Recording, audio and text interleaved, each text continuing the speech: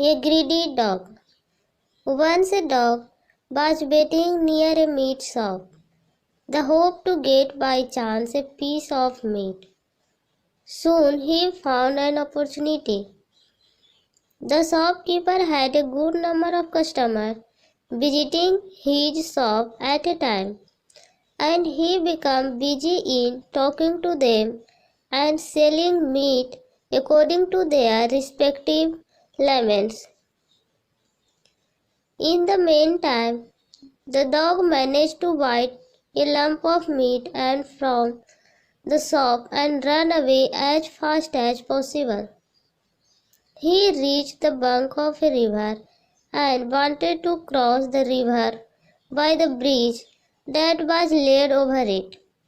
The dog climbed the bridge, and as he came near the middle of it, he saw his own shadow fell on the bed of river, which reflected that the dog was standing with a lump of flesh in his mouth.